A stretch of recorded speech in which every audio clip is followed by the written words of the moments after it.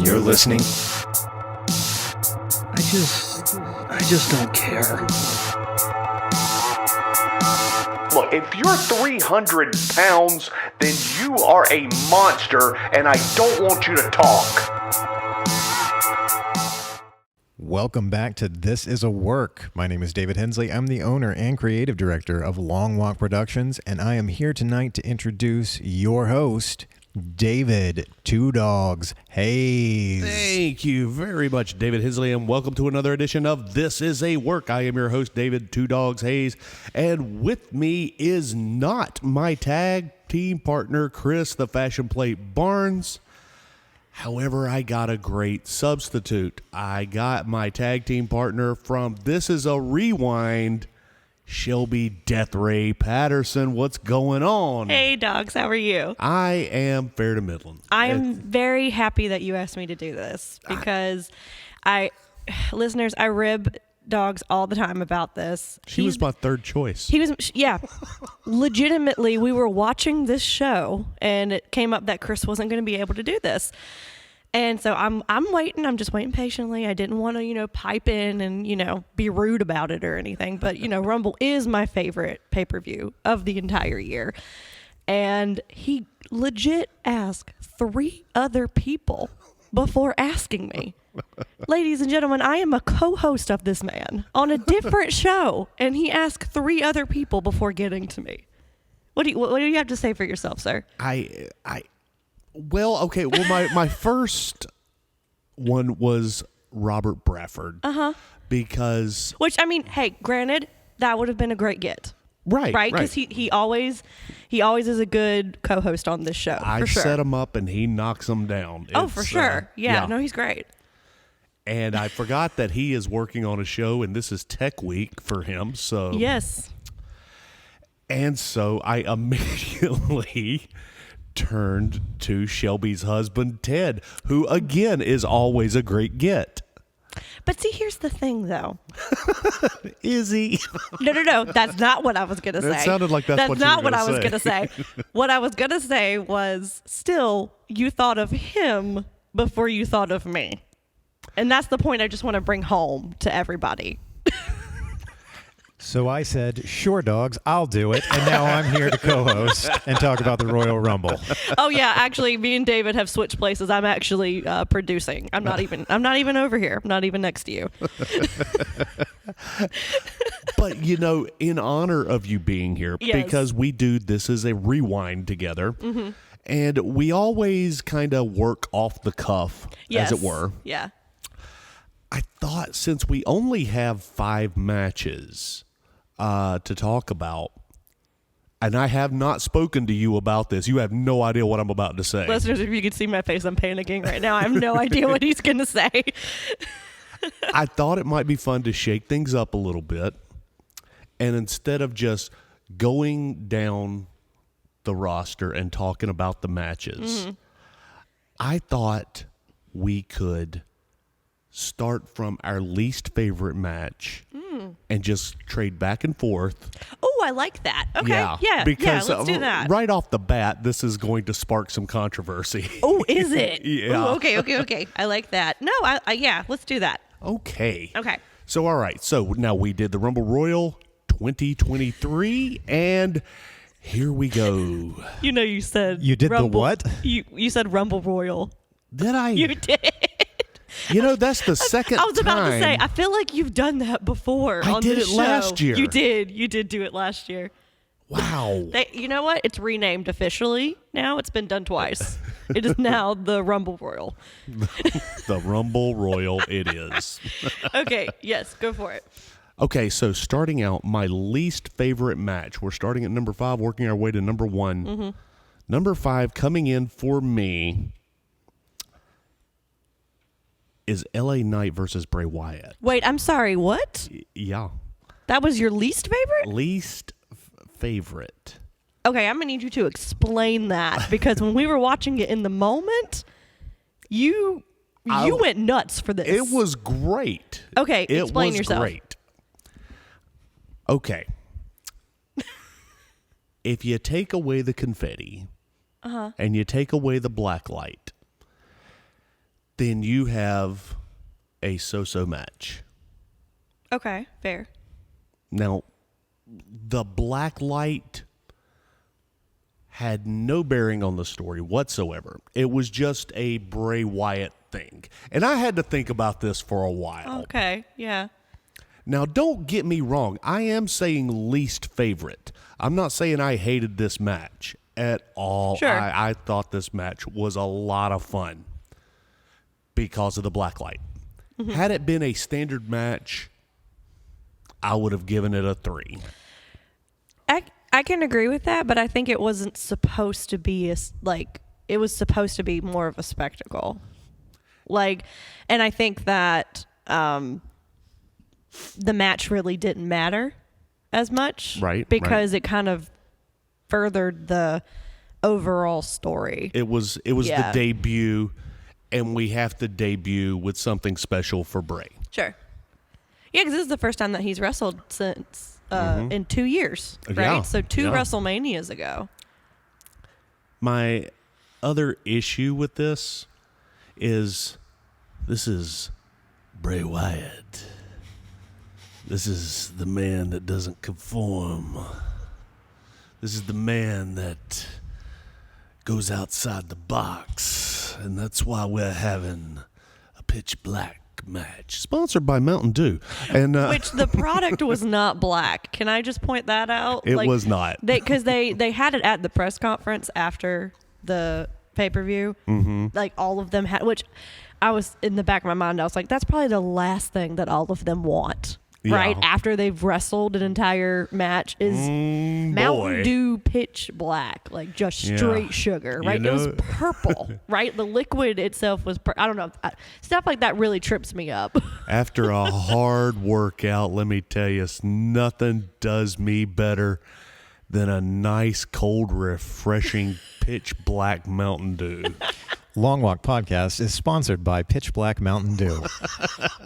We're great endorsers for things, right? I mean, people I can, say as I drink my Sun Drop. and as I drink my Diet Coke.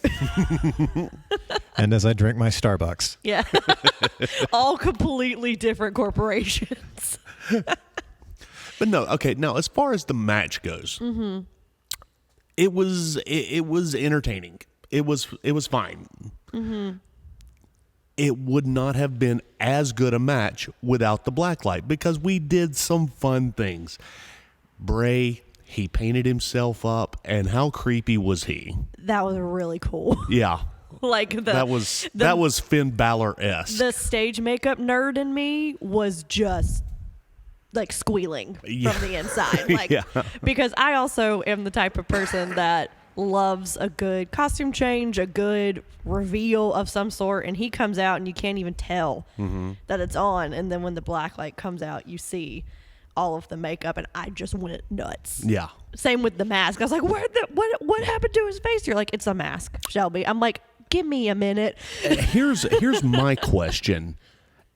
At what point did he put the contacts in? That's a good question because he didn't have them the whole match. No. Because they were the type of colored contacts that you only have like a pinpoint of vision when you have them on. Right. So there's no way that he wrestled, even though the match wasn't very physical and the only big thing was that spot at the table. Right.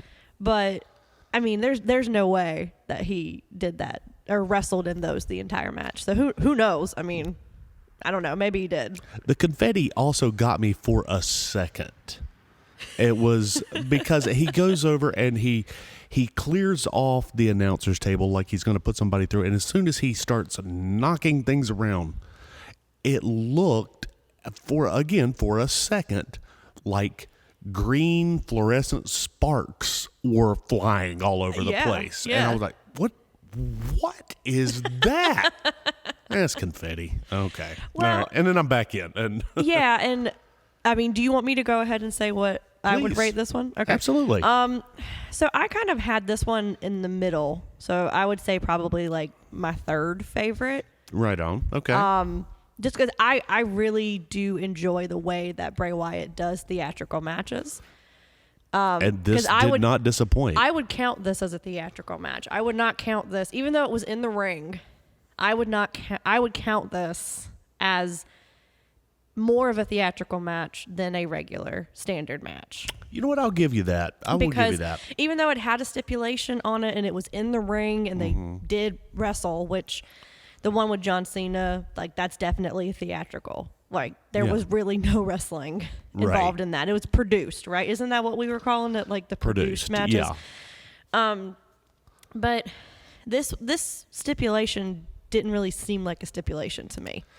Because when they first announced it, I was like, okay, so it's just going to be, I thought it was going to be kind of like what they call in AEW the lights out matches.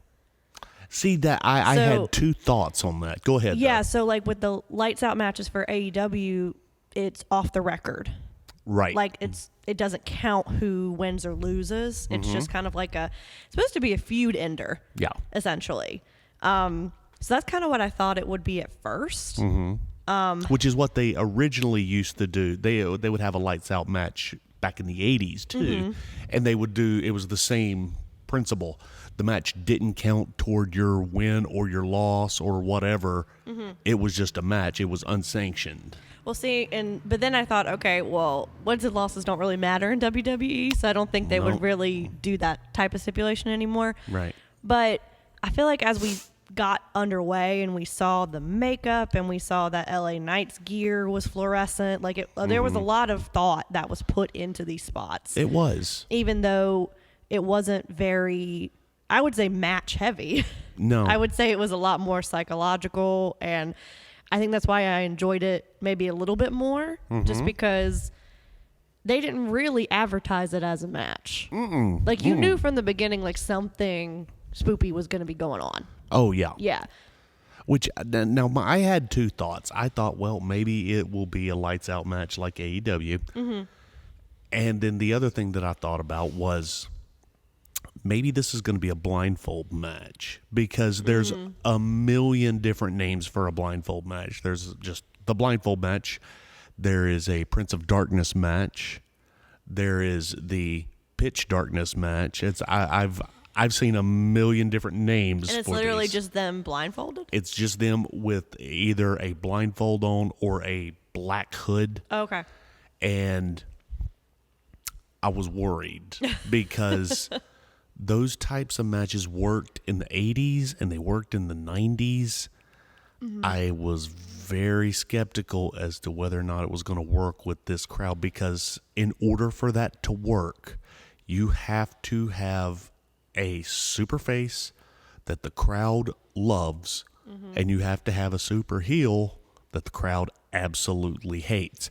And that's just not a thing anymore. It's not. And I think they've established that really isn't a thing anymore. Like, heel and face are kind of subjective to people at this point. Like, you like who you like and you hate who you hate. Like, i.e. Roman Reigns. Right? Like, you have, like, the whole wrestling community, like, that's in love with this dude, and then you have our group that, like, hates him. Yeah. You know? But, well, I wouldn't say hate maybe now, but, like, we disliked him for a very, very long time. Yeah. But I don't know. I feel like this one was fun because it also it left more questions. Right. Because I think everybody was thinking, oh, well, we'll get a definitive answer on like who Uncle Howdy is, and which I did think that spot with him at the end was kind of interesting because it was a botch, right? Like it was kind of a botch. He totally missed him. At first, we were like, "Oh, it's so cool!" Like, because he, did an elbow drop off the ramp, and I think it was Katie that was like, "It's Shane McMahon," which I still wouldn't leave that out because it was a botch. Yeah, it was a botch. Yeah, he missed him completely.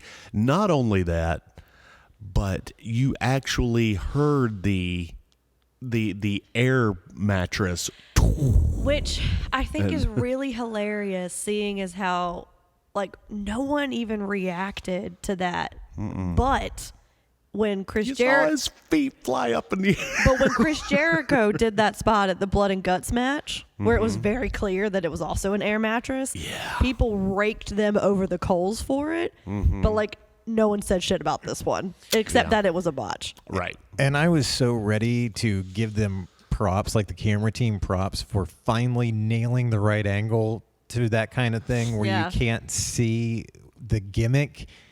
And with the first time they showed it like live, we were all like, "Oh my god, that looked so great!" And then they immediately showed a replay from a different angle, and I was like, "Oh, no! Yeah. Why did you come have on, to do guys! that?" You were so close."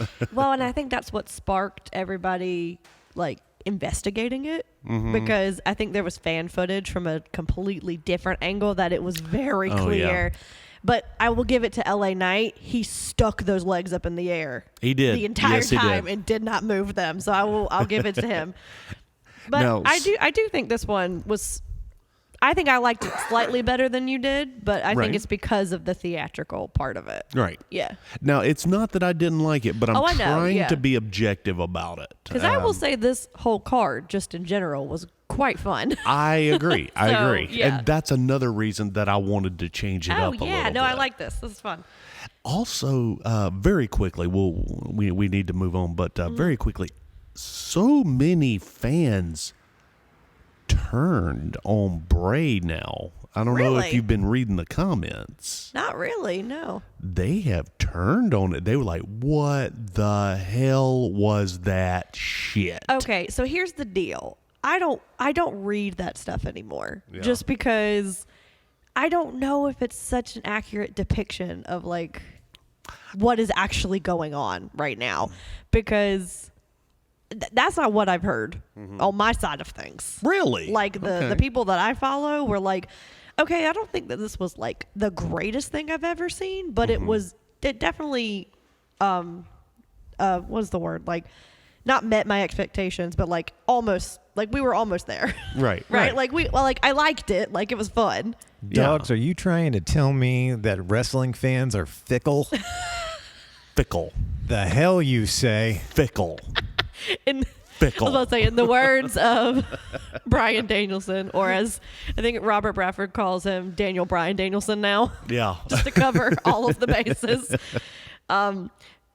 But yeah, that's weird, because and that's why I think it's just interesting, and why I don't really follow. And to be said fair, comments. most of these people that I'm getting this information from are doing podcasts not unlike this one. Sure. So it's like their It's- opinion on yeah, stuff. right. Which I feel like that's what wrestling media is nowadays. That's all. Right? it is. Like, it's just a bunch of heavy judgment. That's It's people like us but have better PR, right? Like Yes. you know, people who have, you know, because the channels that I watch, I mean, not that I base my opinions off of them, but like I kind of agree with what they say. That's why I follow them. right. Right. So same with the people that you listen to. So No, I'm starting to go with people that go against my Oh, grain. okay. So because I like to argue now. look at you. And, I even turned the ringer You off. And did. Son of a bitch. We had this discussion before we hit play. You guys saw me turn the ringer off. I don't know if I trust you now. My God. Because your ringer is so piercingly loud. Yeah.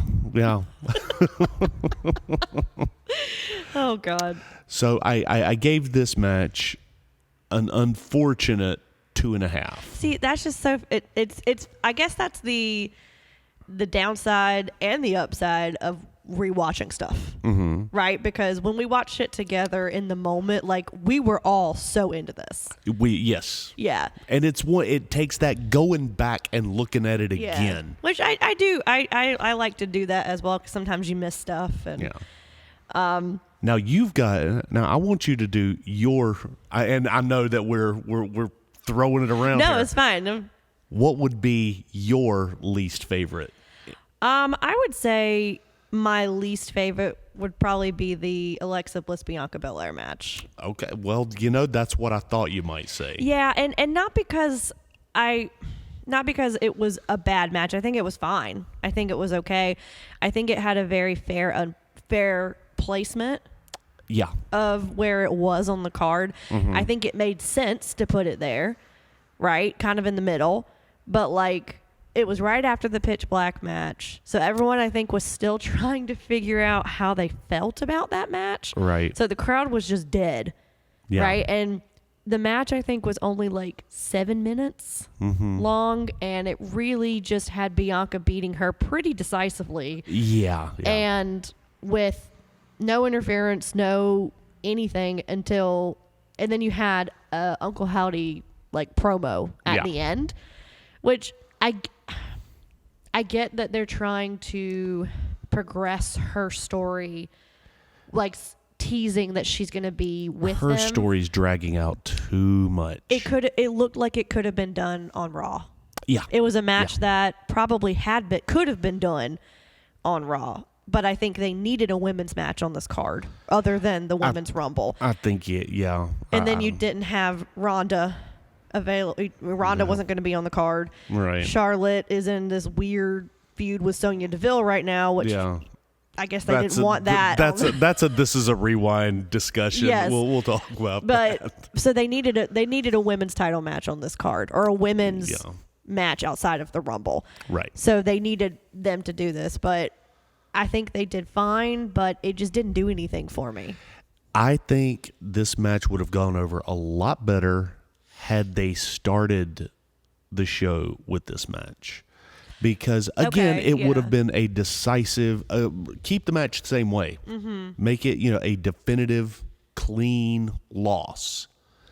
And then have Uncle Howdy do his thing. And I think Uncle Howdy gets over a little bit more, and Alexa gets over, and the storyline is furthered a little better if it's the first thing that you see. Yeah, no, that's a good point. And I think also we just saw Uncle Howdy do an elbow drop off of the, off at the top of the stage. And then you see a video package with him in it.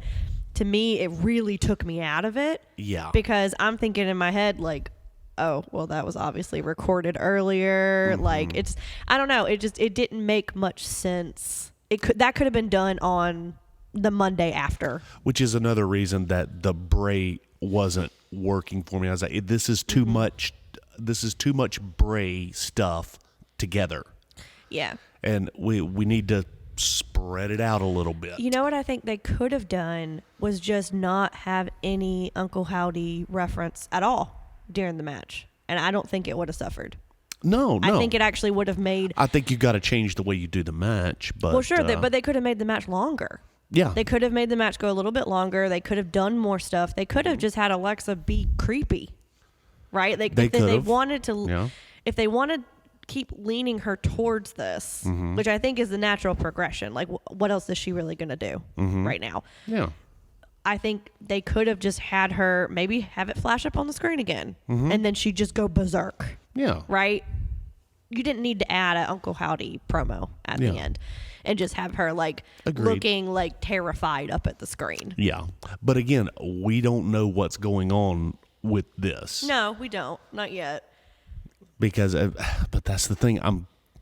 I love Alexa and I love the whole Bray Wyatt Uncle Howdy thing, but I'm getting tired of waiting on it.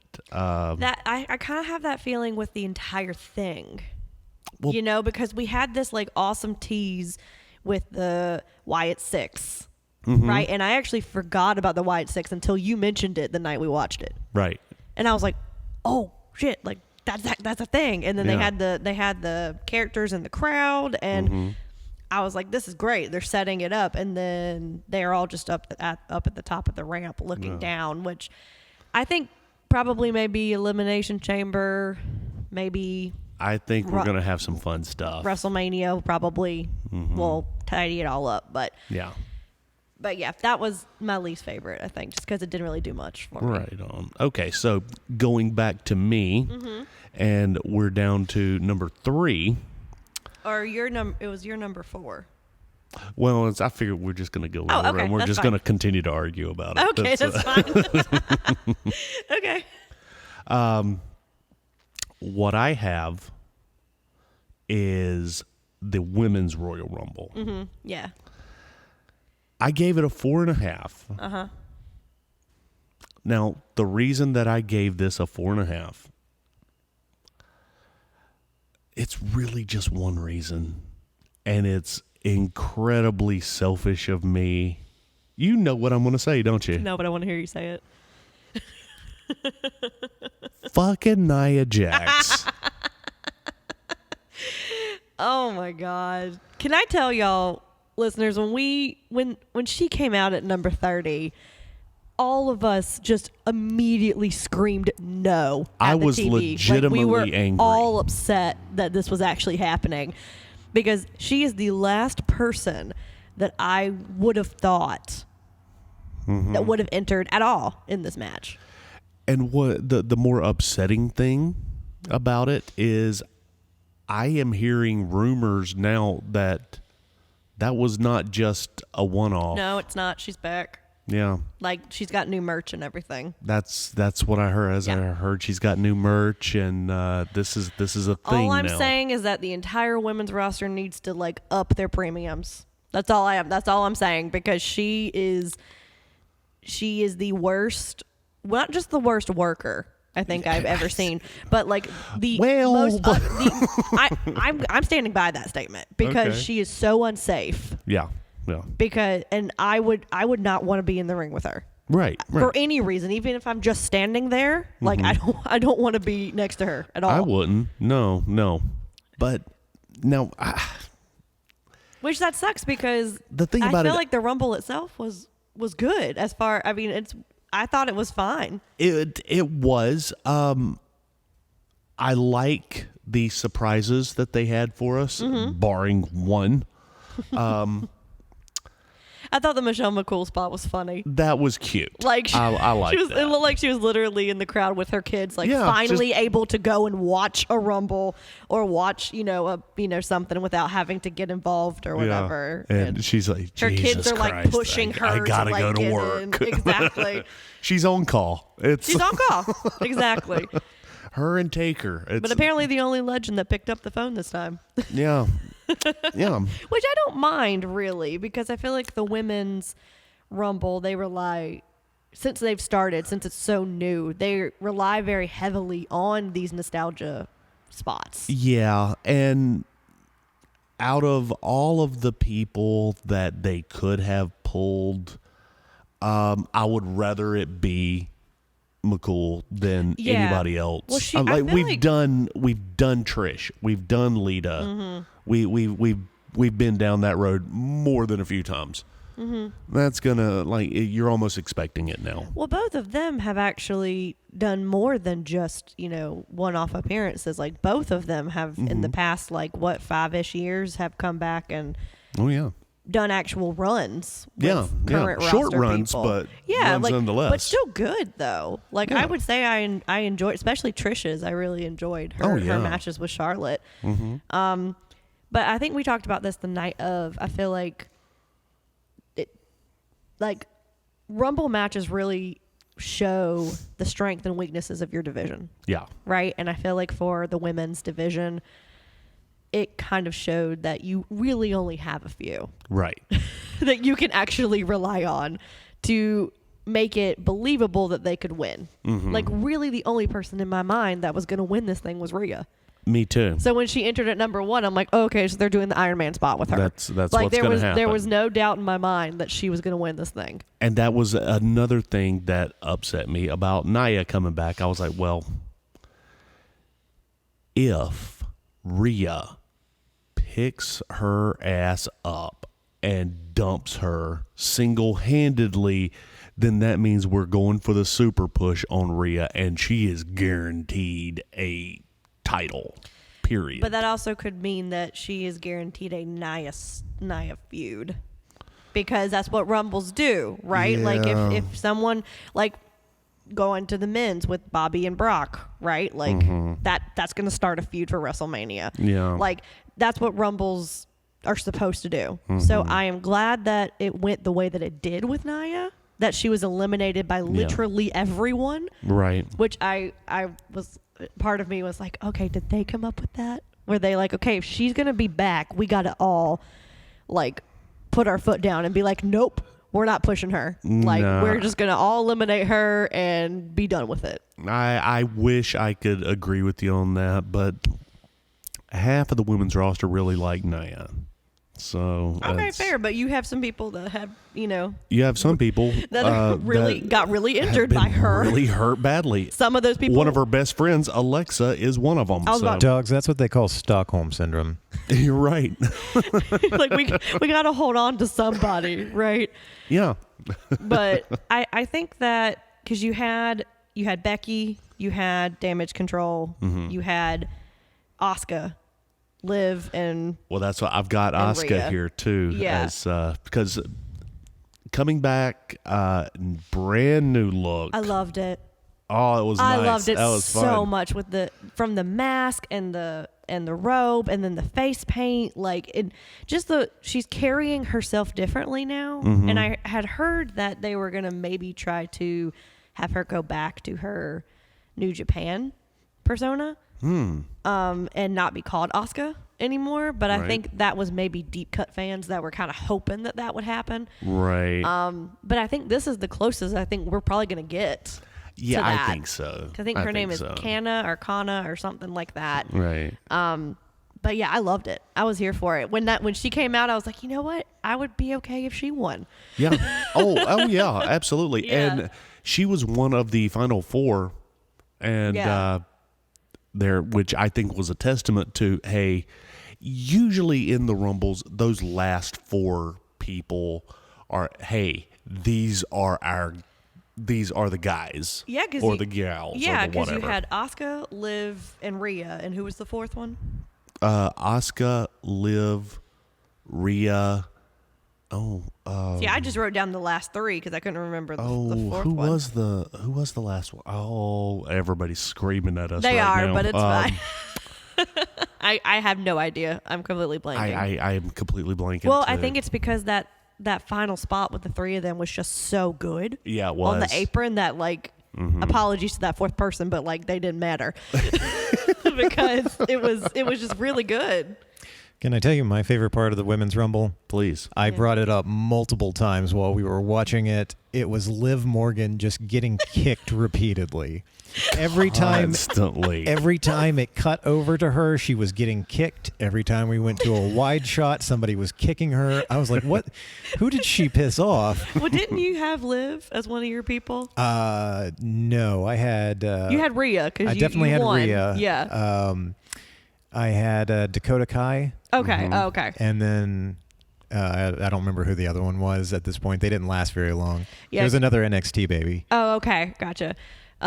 Yeah, that was actually really funny because I didn't notice it until you pointed it out, and I'm like, oh my god, yeah, she's in the corner again, just getting pummeled, but she got to the final four. So And speaking of changes in characters, we also had Piper Niven. oh, and she was one of mine. She was one of Who? my numbers. I don't care, David. I don't even care. You can say it Who? all you want because it's over. The age of Dewdrop is done. Dewdrop is dead. Oh, that's and okay. I would. Oh, the jobber. Right. Yeah. Which yeah. I Are don't- you saying that they dropped it? You know what? I don't even care. I don't even care anymore. Y'all can say whatever you want to.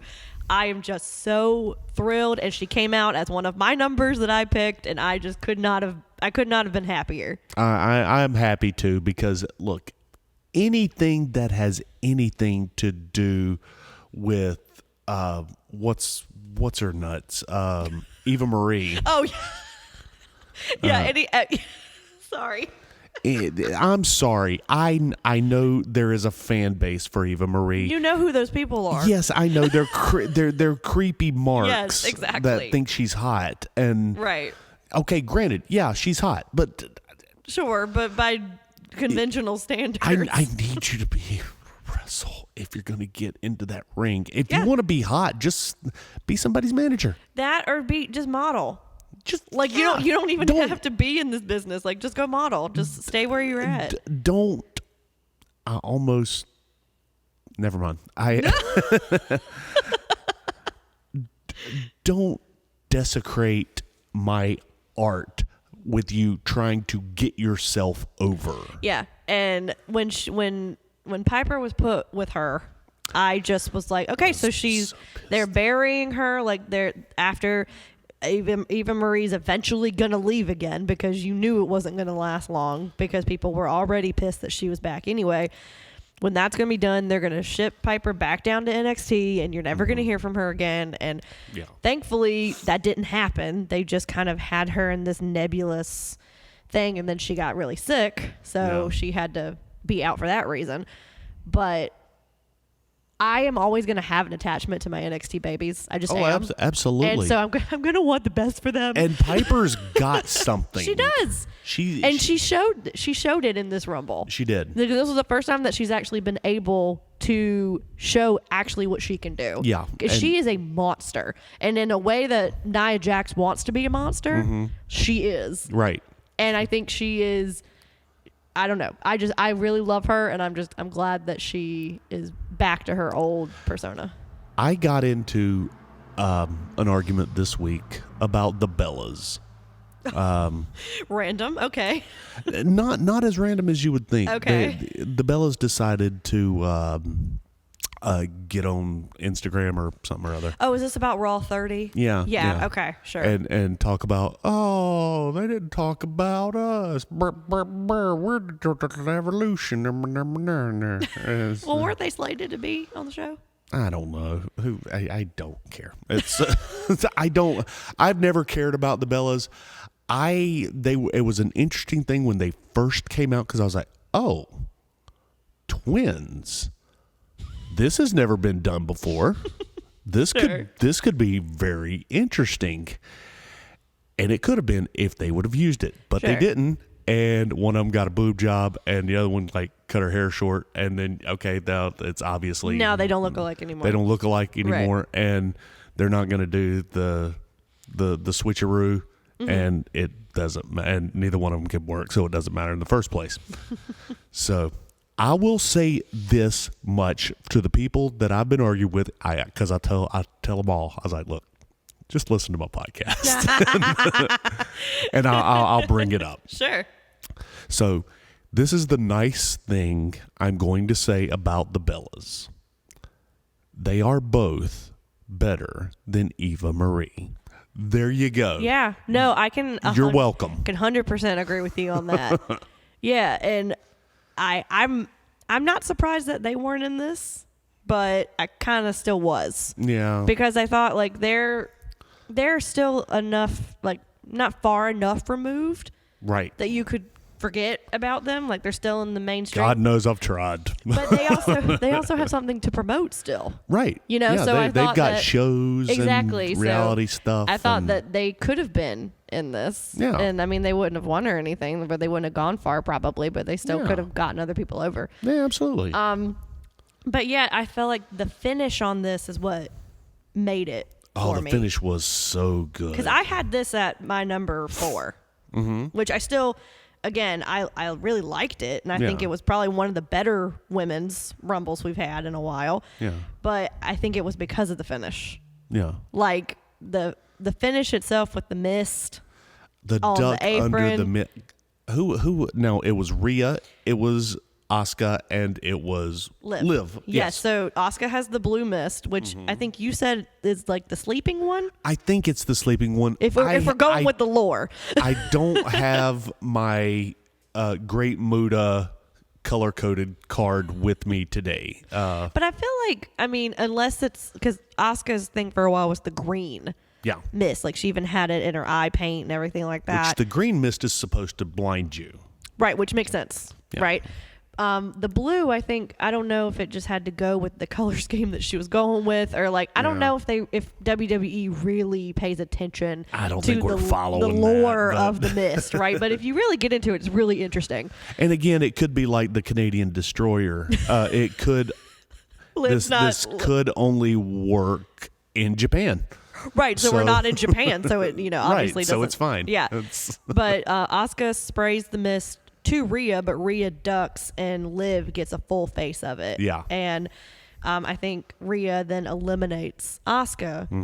And then Liv's kind of disoriented and tries to eliminate Rhea. But Rhea, which after hearing, I don't know if you heard about what happened to her during the match, but you heard about this did. after. Go ahead. This- Go ahead and tell it. This woman wrestled almost the entire Rumble with a dislocated knee. Well, not exactly. Yes. No. She popped it back in. No, it popped back in. That's true, but it was still swollen. Yeah. Because it doesn't, like, your knee doesn't just come out and then pops back in and then it's fine. Yeah. Like, her knee was swollen, I think 3 times the normal size, and she still wrestled. And then the last move that she did was her hanging on by the top rope on the outside, pulling her legs up and doing a Hurricane Rana on Liv off of, and Liv just landed it perfectly. Yeah. Just like right on the floor. Which thank God, I think the injury is minor. It is, and she said it's fine now, and they were able to. Because when she went out for the media scrum, Yeah, she was okay. She seemed to be walking okay. Yeah, but I think they had done whatever they were going to do to it, to make sure that it was okay. Right. But like she said that it slipped back into place during the match. But I think I said this. Which is a strange dislocation. Now I don't know. I don't know have that how with or when, but yeah. I have this thing with my hips. If I push too hard, my hips will slide out of joint. But I can. They'll pop back in. Well, those I think would be a little bit easier. Yeah. But like, I know your shoulder can get dislocated pretty easily, but like, I don't know when it happened. I don't know what she was doing, but I can also pop my shoulder out of joint too. It's occupational hazard. I'm just it's a thing with me. Most of my body's broken. So Okay, brag. Is that the new double jointed? Like, I can pop my joints back in and out of the sockets. it's just not a brag. I can't make any money with it. It's just it's just a thing I can do. It's never served me in any purpose.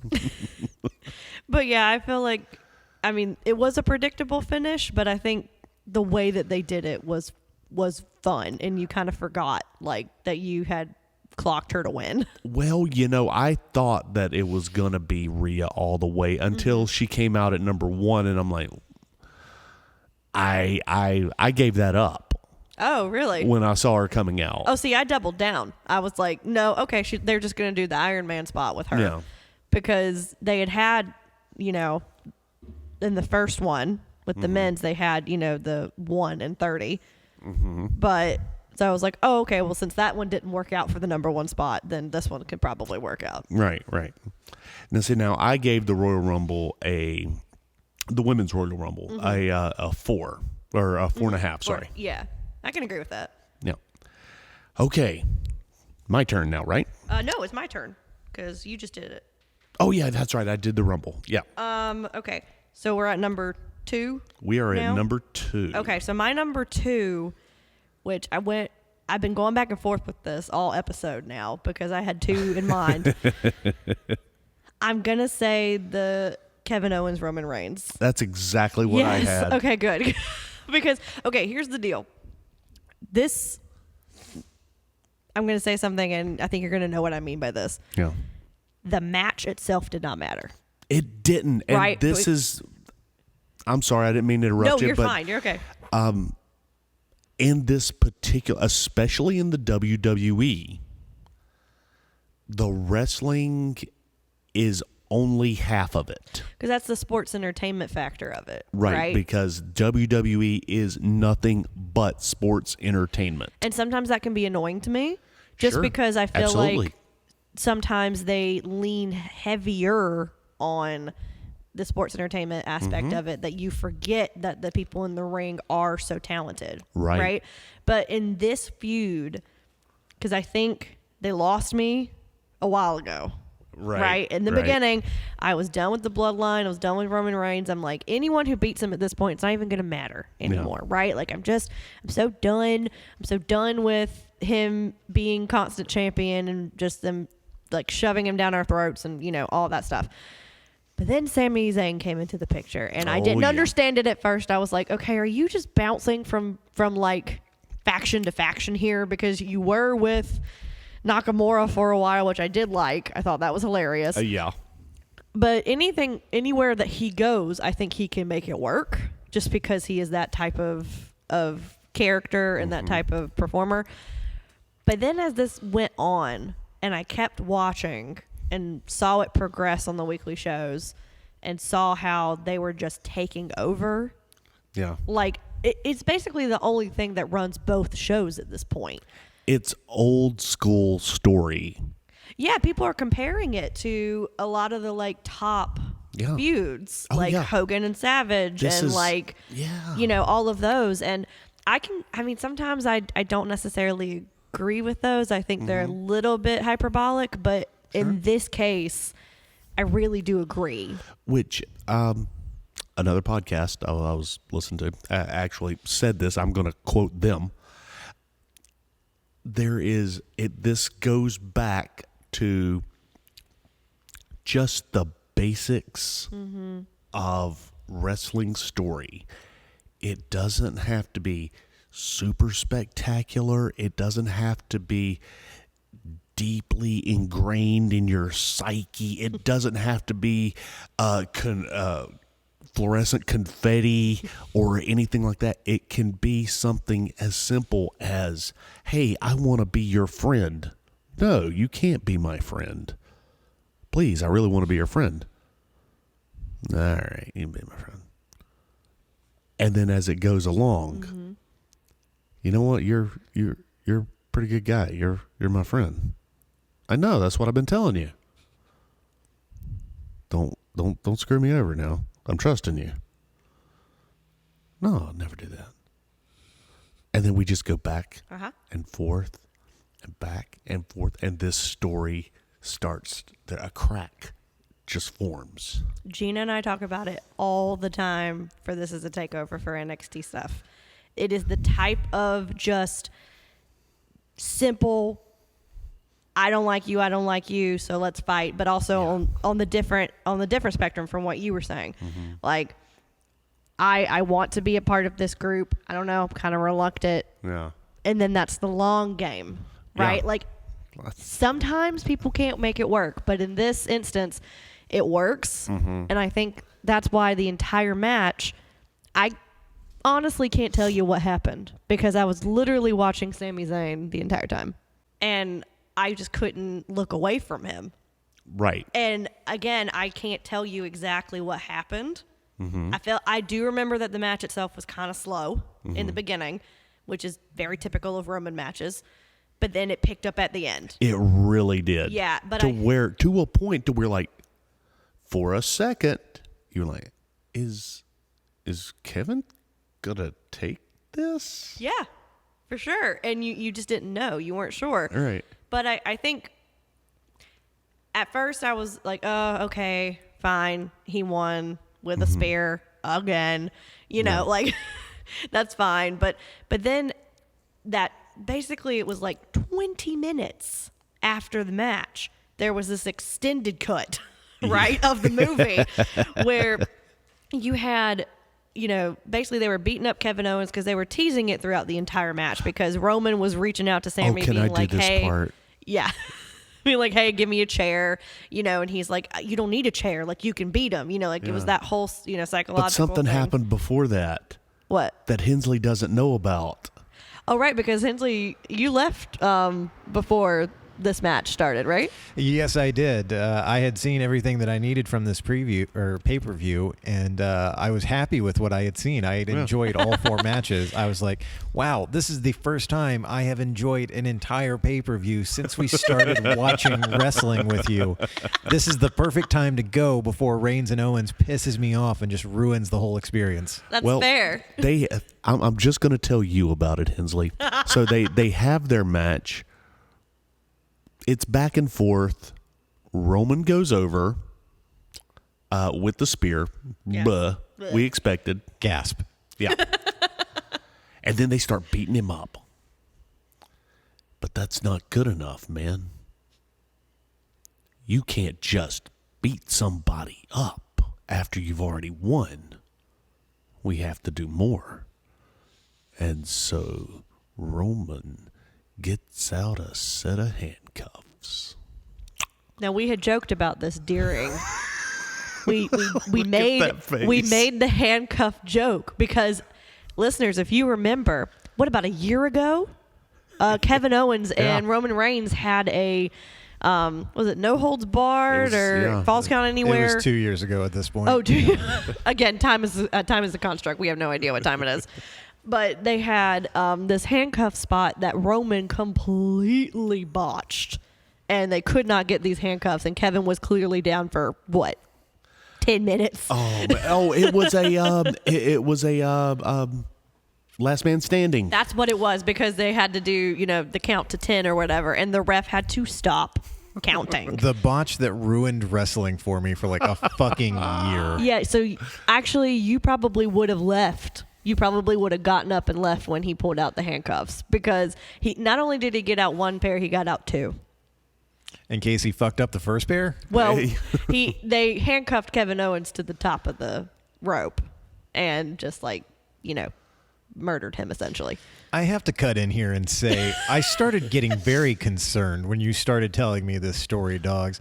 It's not enough to just beat a man. I was like, where the fuck is this going? Yeah, didn't you know Kevin Owens is dead? I know Roman Reigns molested him in front of I knew it. 60,000 people in this arena.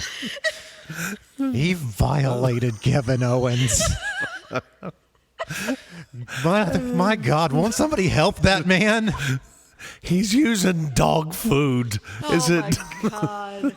Somebody stop him. He's already dead. Stop the damn match. I'm sorry. Please continue No. about how he humiliated himself and or Kevin Owens. But this was the beautiful part about it, because he's got him handcuffed. He can't go anywhere because, as we know, the keys are irrelevant to Kevin Owens. So he's handcuffed. He pulls out a chair. To be fair, the keys were irrelevant to Roman Reigns, too. Clearly. Yeah. And he pulls out the chair, and he's going to hit him with it. And who steps in but Sammy? He says, no, we don't need to do this. We've made our point. Yeah, he said you don't need to do He's this. like, you don't need Yeah. to do this. And he's right. He's like, you're right. I don't need to do this. And he hands the chair to Sammy. Now, this was the beautiful part about it, because the crowd, in the back of their head, they knew what was going to happen. Because I yelled it. I was like, hit him! Hit him with the chair! He rears back, and he stops, and he pauses, and he looks over, and he argues with Roman a little bit. Mm-hmm. And then he looks out at the crowd, and the crowd's starting to yell at him. It's like, he's milking it now. He knows he's got him where he wants him. And this is the beautiful thing about wrestling that it makes gods and demons. And, I'll tell you about that off the air. That's my theory on what wrestling is. That was beautiful. Long Walk Podcast, sponsored by Dan Brown. The vapors over here. I love it. Oh yeah, it does. It's like he's milking it, and the crowd is screaming, but he's like, I don't know, and you can see the tears are starting to formulate in Sammy's eyes. And then at one point, after he's milked it just enough, he rears back that chair and he looks over at Kevin. And he takes a step to the side, and bam! He hits Roman Reigns right in the back. Mm-hmm. So what it sounds like to me that you're saying is, at some point in the last 2 years, somebody in creative sat back and went, oh, God, guys, this Roman thing that we got going, it's pretty good. There's a problem with it. Oh, what's that? Roman can't fucking act. Yeah, I know. But he's gonna learn, right? Like, yeah, it's only been a few months. Roman's gonna get it, right? Jump cut to a year later. Guys, there's a problem with the Roman storyline. Oh, really? What is that? He can't fucking act, and it's been a goddamn year and a half. Okay, so if Roman can't act Roman's storyline, why don't we get somebody who can act Roman's storyline for him? And then in the background, Sami Zayn walks by eating an apple, and he goes, "Oh, hey guys." And the writer's room, everybody in the writer's room turns around and looks at each other. And then they all jump up at once and run out the door going, "Sami, Sami, Sami, come back." Get that ginger in here. That's exactly what happened, David. Because honestly, it was the best culmination of what could have possibly happened in that moment for me. And But that's not all. it Kept going. It did keep going. Because the bloodline started to jump on Sami. Except for one. Jey Uso saved Sami. And then left the ring. Yeah. This was on my Instagram feed yesterday morning. I saw that Jey Uso had left the bloodline, and I was Yeah. like, "Oh, okay. God damn it. Why is this shit on my Instagram timeline?" Because you produce 3 wrestling podcasts now. Yeah. You're welcome. But I feel like adding Jay is such a good move because this calls back to 2020, really, because Jay was the one that was hesitant. Jay was the one that didn't want to get on board. He was the one that's like, nah, like this heel shit, like I don't like your tactics. I don't like what you're doing. But he he reluctantly went on with it because he was like, well, my brother's doing it, and now I got my cousin involved, and now I got got Sami, who's also a brother to me, like who's going along with it. Like I might as well just fall in line. To be fair to Jay, though, it took a few drinks to get him to get on board, and then he had to go driving before he decided. That's right. Damn it, David. See, now, ordinarily, you would have gotten mad at me for saying something like that. You would have said, "Oh, this is our last podcast." Yeah, but when the producer says it, I'm going to it's talk. fine. I'm going to talk about how much Nia Jax weighs. Oh my God. No, we're moving on now. But I think that, like, again, it furthers what we're going to eventually lead up to, which is Sami versus Roman, I think. You know, I said that in jest, but Nia is related to the bloodline. Oh, really? She's the cousin of The Rock. That's yeah. right. That's Yeah. right. I don't like it. I don't like it. We don't need anybody else. Like we don't. But that's Well, we lost Jay. We got to get another one in there.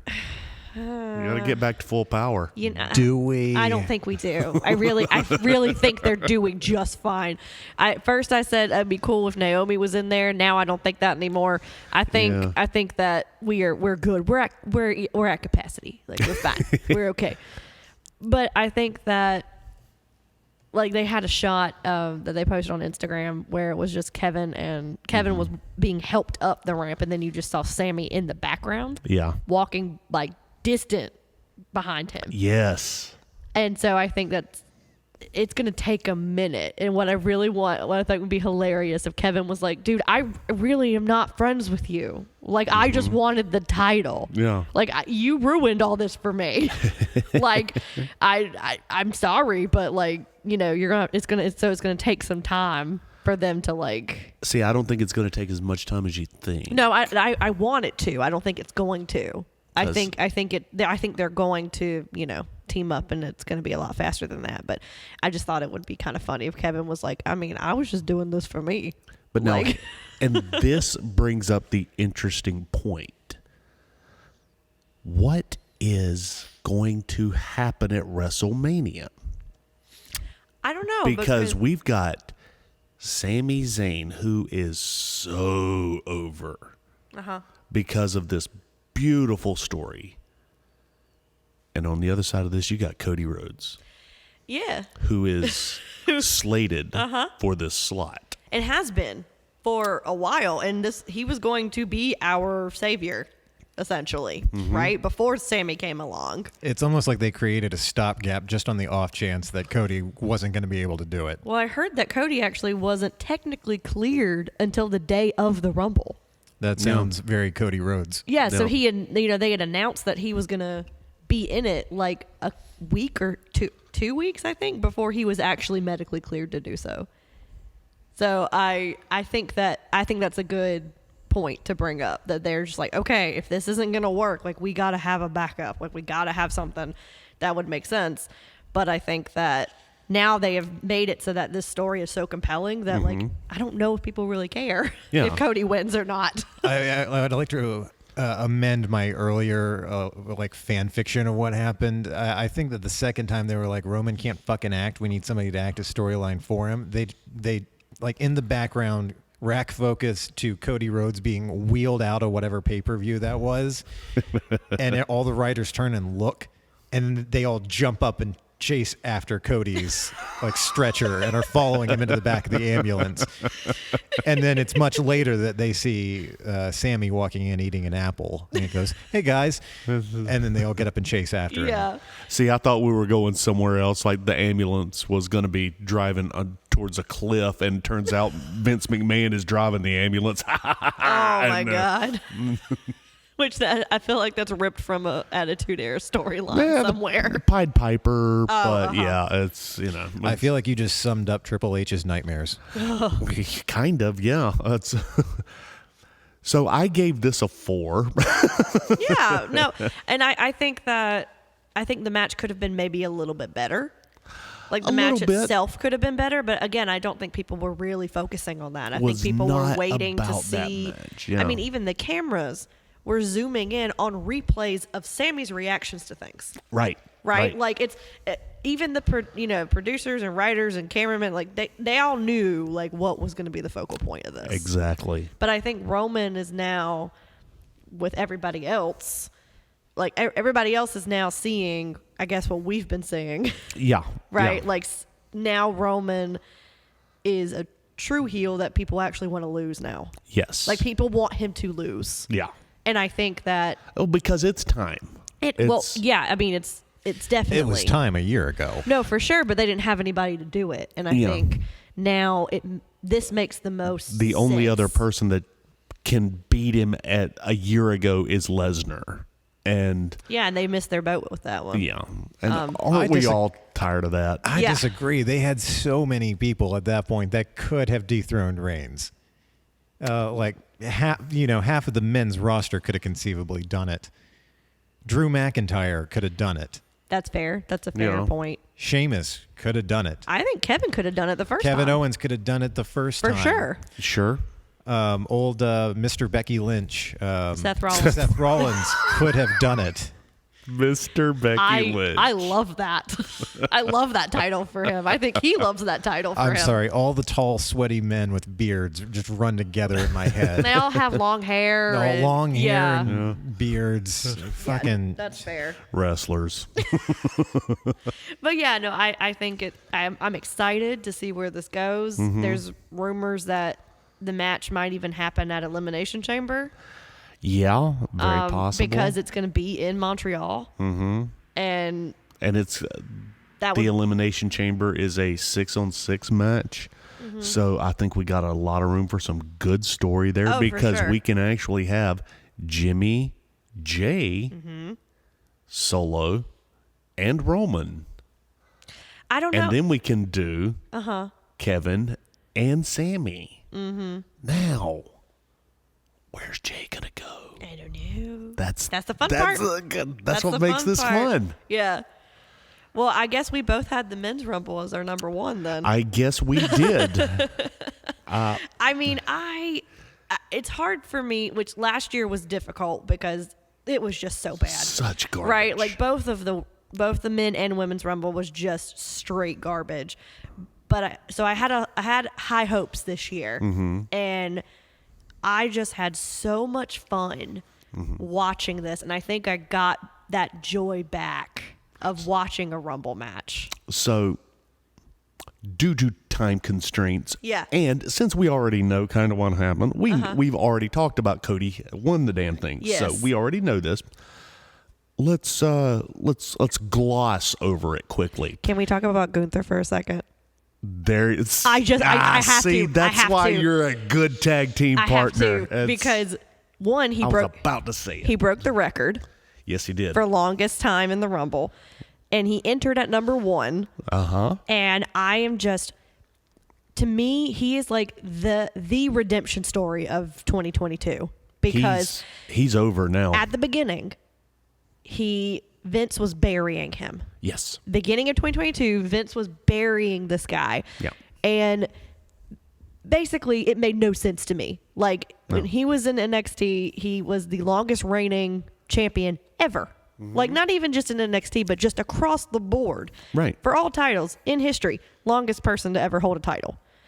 And so you bring him up, and then you don't know what to do with him. Right. Like, you have no idea what to do with this man, so you just bury him. Because you didn't pay attention to what was going on down in NXT, so you just see, Yeah.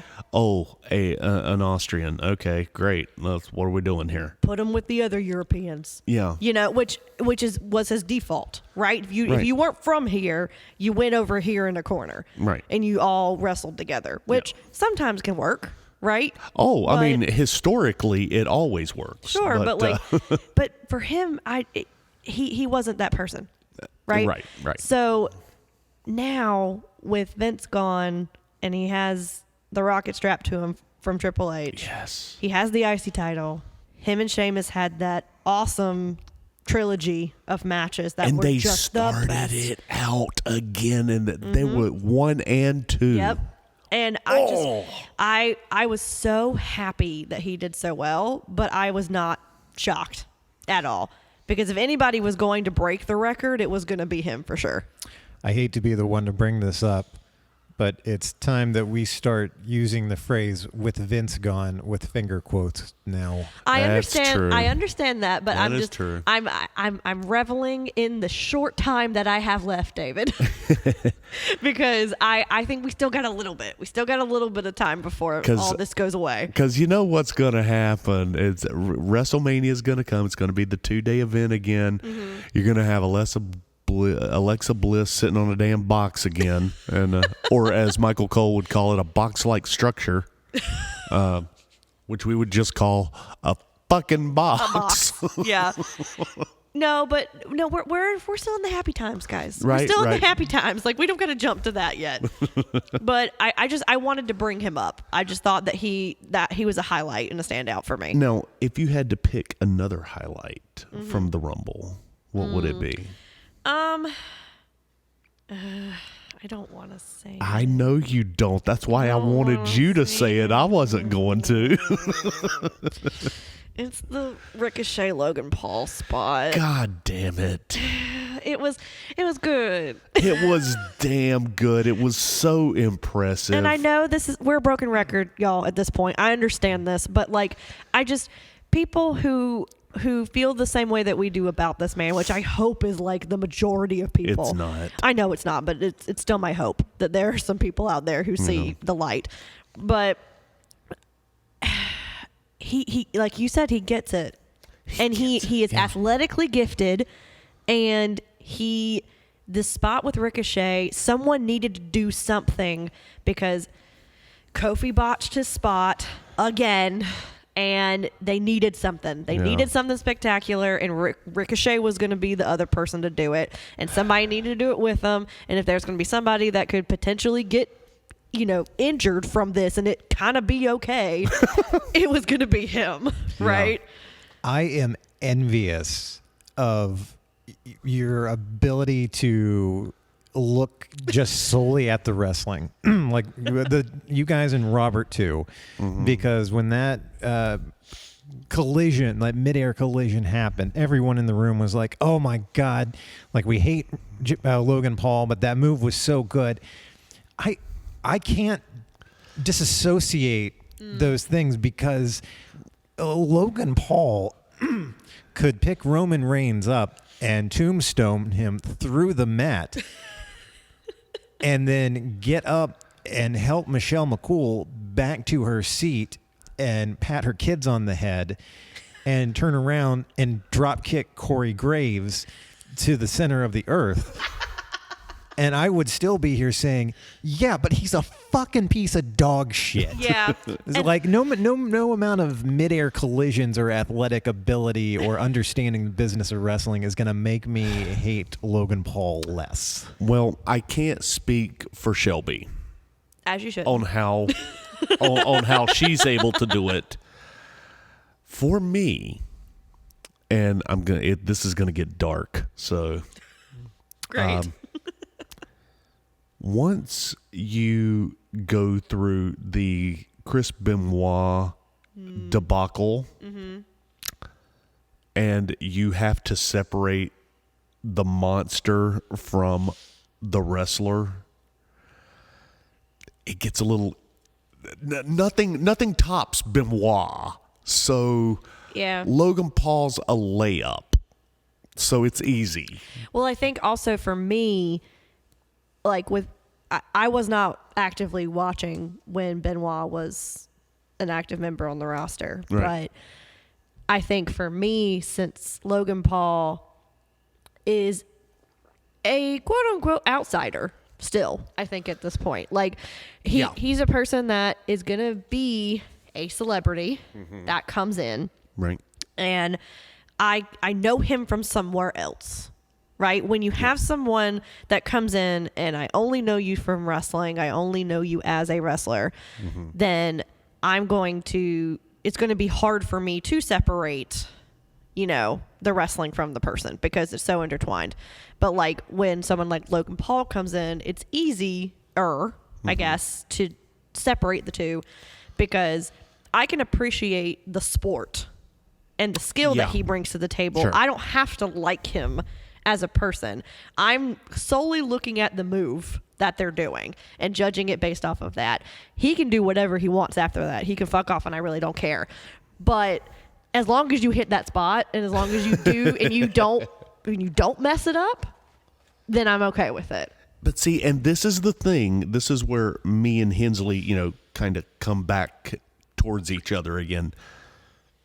I would have loved it if he would have botched that spot. I would have loved it for him. I would have hated it for Ricochet Yeah. because that would have hurt like hell. Yeah. Oh, yeah. If you would have botched that and, I would have hate for Ricochet to have gotten injured because of a Logan Paul botch. Yeah. But I also think I'm more of an optimist than both of you. So Well, I think I'm able to see a little bit more of the sun. okay, that's fair. That's But I do, objectively, it was a good spot. And I'm glad that it was just it was a spot. spectacular spot. Because after that, even the announcers forgot that he was in the Final Four. I don't know if y'all even realize that or not.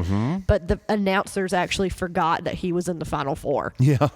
Because he sat outside the ring for so long. Oh, they even said it. I forgot he was there. Yeah, they legit said that. Which I hope he can clip that little sound bit and, put that out there. But I feel like that was a highlight. I did enjoy the Beth Phoenix spot. That was fun. I thought it was well done. Like, because she didn't even really make it to the ring. No, She made it to the top of the ramp and she speared Rhea. She didn't do anything with anybody else. No. But I think it set up what it needed to set up. Now with the whole Ray of it all though. Yeah. I was very confused, but I also found out that he got injured during his SmackDown match with Cross the night before. Yeah. So that's why he didn't ever come out. But I wish that Dominic could have just actually broken the mask. I wish. And I think it would have worked a little bit more for me. We score our tables. Why did we score them? That's It's a great made point. out of hard plastic. You're not going to be able to rip it. It's not made out of Lycra like the tights. There's that felt underneath it, and It's then supposed there's to protect you. yeah. And you'd think somebody in the WWE would know a thing or two about hard plastic. Damn, David. I did not see that coming. I usually am fairly aware when you're going to say something like that, and Damn, man. Oh, God. I What you going to do? yeah, I'm going to ignore it and move on. I don't have anything to say. But I agree with you. Someone should have scored that mask in the back before he did that. Yeah. I mean, I don't know if it was a last minute, like we came up with this in like an hour or like what, because it was very clear that it was not supposed to happen. Mm-hmm. But I don't know. Maybe it just furthers the whole like Dominic is a weakling and just gets pushed around and is a sub to Rhea. Maybe that's what we can chalk it up to. Right. Yeah. Incidentally, I feel like CM Punk right now. Yeah. Because I'm listeners, I don't know if you can tell this or not, but Dogs is eating the donut holes that I brought. I was tired having. of getting fucking treated like shit by a bunch of fucking kids. All you need is like a whole pallet of Spindrift and like seltzer, and you'll be set. Oh my god! But I work with fucking children. you do. But yeah, I think it was great. It was a great match, and I'm really glad that they put it on first, actually, because I was really confused at first, because usually this is the match that ends the show, but I think they made the right decision, because if they had this on last instead of the Bloodline stuff, I don't think it would have gone over as well. The Bloodline stuff has to be last. It had to be, because that was the beautiful moment. Yeah. If you had put the men's Rumble next to that, it would have got overshadowed. Yeah, and nobody would have paid attention to it at all. Right. There's no other way except for my original thought of put Alexa first, then do the men's Rumble, then like that. Now, if you had to have a favorite moment that comes out of this pay-per-view, what do you think? The whole pay-per-view? The whole pay-per-view. Can I say two? You can. Okay. The Rhea Liv spot at the end. Yeah. I thought that was just the perfect way to end it, and Liv landed it just perfect, in my opinion. And just Gunther. Absolutely. He's not getting enough props. He was my MVP of the entire show. 100%. Yeah, or like workhorse, or whatever you call him. Like, Yeah. I mean, just the way that he just did the entire match. Like he did the Iron Man spot. Yes, perfectly. he did. Yeah. And my God, did he deserve it? Oh, What yeah. was your spot of the night? My spot of the night, unfortunately, has to be the local Logan Paul Ricochet double clothesline. Yeah. The coast to coast was. Well, and both of them are very long and lanky individuals. Yeah. Right. I mean, so, you like, got to understand, this is a 20-foot ring. Yeah. That's and they hit dead center, so that's 10 feet for both of them. I mean, so just the image of both of them, just. I mean, yeah. That'll be on a highlight reel for the next 30 years. Yeah. Can I say my favorite moment of the whole pay-per-view? Please. Sure.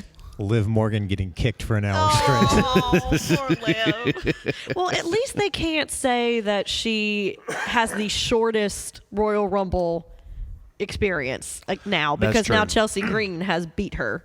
And don't get me wrong, I like Liv Morgan as a wrestler. Oh, sure. Yeah. But It happened to be. it just happened to hit me just the right way, and they were hitting her just the right way. There we with go. their legs. Favorite. See, all that I was ready for. I saw it coming. Yeah. Oh man. But yeah, I mean that, and all the bloodline stuff. I mean, that's obviously That's a highlight, but I feel like that's a given. Yeah, absolutely. All in all, I'm going to give the Royal Rumble 2023, I got to go 4.5. That's great. Yeah. I don't think I could do less than that. What Yeah. about the Rumble Royal 2023? Oh, well, no, that was 2.5. That's like Bizarro World wrestling. right? Like that has to be like the exact opposite of what happened. That's the episode of This Is a Work where all three of us are just heaping praise on Roman Reigns constantly. And wishing that Vince was back in charge of creative. That's and, actually yeah. every other podcast that's out there. Where I think we're the only ones that God. doesn't. I have hope that there are other ones out there. We just haven't found them yet. I seriously have not found them. It's few and far between on Twitter, but I spend. I heard I'm never on Twitter anymore, but again, much like Instagram and the algorithm putting so much wrestling shit in my Instagram feed now, it's popping up on my Reddit feed. And Poor so thing, you just can't get away from I it, can can't. you? But yeah, the overall Twitter seems to be very, very pro-Roman, whereas Reddit is pretty equally divided on people who are just over the moon for him, and people Interesting. like us going, why the fuck do y'all like this guy so much? Yeah. What is it? Yeah, I think YouTube is kind of the same. Because that's where I usually get all of my content is Yeah. through YouTube. And I feel like the one that I follow most of the time, the Wrestle Talk channel, like are pretty pro, but like at the same time can acknowledge like when shit doesn't go right. Right. You know, they can point out when like, okay, that was a little bit, Yeah. we should calm it down for a second. But yeah, no, I agree with the 4.5. I think that's very warranted. And my God, we have got the next 2 weeks are going to be busy as hell. So you got a pay-per-view coming up for NXT. We do. We have NXT Vengeance Day, which is actually going to be here in Charlotte. Unfortunately, my tag team partner, Gina Belmont, is in a show currently. And she was my other choice. were you gonna ask her? I was going to ask her to I do think the you just Rumble. kind of went. You just down- started yelling, and I just did because once I heard the second person decline you, I was like, no, fuck this. Like, no, this is my time to shine. The best part about this whole thing is that it's not like Robert and Gina and Ted are all in different shows that you might have They're forgotten about. all in the same show. They're in Yeah. the same goddamn show, dogs. Yeah. I'm the only one except you and And me. David that are not in the show right now. Like even Katie is in the show. Yes. My wife's directing it, and I thought about, I wonder if she would do Oh my God. I know you were going to call Tyler before you asked Shelby too, but turns out Tyler's in the show. Never done theater before. Now he's in a show. First time ever on stage. Oh my God. But yes, we were going to go see the show, but one of the show nights is when the show is going to be here in town. Yeah. And I just didn't want to go by myself. No, So I can dig it. But we're gonna somehow at some point in time get that show done. I have no idea with her schedule. Yeah. But then we have another This Is a Rewind coming up because we got a strict schedule on this. We do. We have to set ourselves to a strict schedule, because otherwise it's not gonna happen. 2023 is the year of greatness. Yes. And did we announce who the next person was? We I think did. We yeah. announced at the end of the last, because we do the whole spinny wheel thing. Right. We're going to be talking about Finn Balor Yeah. next episode.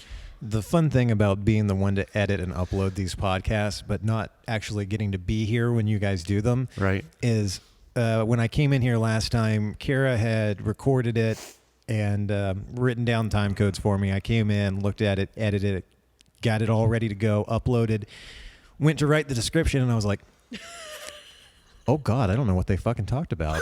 I get a text message from David like late. Yeah. Being like, hey, what did you guys talk about on your last This Is a Rewind? Granted, this had been like a week after we had recorded it. Because I'm not going to be bothered to actually listen to the damn thing prior. Part of me wanted to say that. Part of me wanted to be like, so you didn't hear any clips of it at all when you were editing? I hear snippets when I'm going through and fixing time codes. Sure, okay. But yeah. So we're doing a series. So once a month, we're talking about our greatest wrestlers of all time, and we uploaded them onto That were not picked by us. No, they were picked by our spouses. Okay. Yes. So we compiled a list, and then of our 12 top 12 ones, and then they took both of those lists and then picked from from those two lists combined and put them on a spinny wheel, and then we get to pick. Okay. So what we're saying is this is going to be a fucked up year of greatness. It's going to be so random. That sounds like the last 3 years of Long Walk Talks. Yeah, well, I mean, we went from that's so Stone nice. Cold Steve Austin to Finn Balor. I mean, I'm just saying there's a little bit of a drop there. That's all I'm saying. That's rude. That is rude. It's Listen, honest. That is rude. Me and Chris and Stan went from a year of talking about Quentin Tarantino to 6 months of talking about Kevin Smith to 6 months of talking about Chris Nolan. Okay, fair. That's See, I mean, that's just what you got to do sometimes. But I think with this show, we knew it was going to be like that because I come from a different era than you do. Right. Of like what is my prime viewing of wrestling versus his. So we're going to have this next episode. We might fight. We might fight. We might. That's But that's what you come to listen to. You That's come right. to listen to us fight. Well, dogs, if people want to reach out to you online or follow you online, where can they do that at? well, you can get me at TikTok. I'm TikTok famous now. I've got Why like do you say it like that? I don't know how else to say TikTok. Just get on, like, open the TikTok app, and it's just going to be dogs, Yeah. right? Like, it doesn't matter. Yeah, and that's 2DOGGZ. That's it. All right. Well, Shelby, if people want to... Oh, wait, no, there's more. Sorry. Blew me out, dude. My apologies. I did not mean to. It's like, no, there's you can get me on TikTok there. You sure. can also get me at Instagram at This Is a Work Podcast. Also, there's also Two Dogs there too as well. So now I'm done. Okay, you're sure? Well, you can find me on Twitter, but honestly, I'm never on it. And It's a name only for you. yeah, at this it's point. Immortal Two Dogs. I think I'm the only one that actually goes on that app between any of us anymore, and it's to promote all the shows. Well, you and Robert, you guys actually use Twitter. Well, no, yeah. I don't know if I would count what I do as actually using it. That's I true. literally, whenever we post an episode, that's when I go on. read it a lot. So if you guys That's want to worse. send me something, That's I'll worse, read though. it. But I never post anything. Just reading it is worse.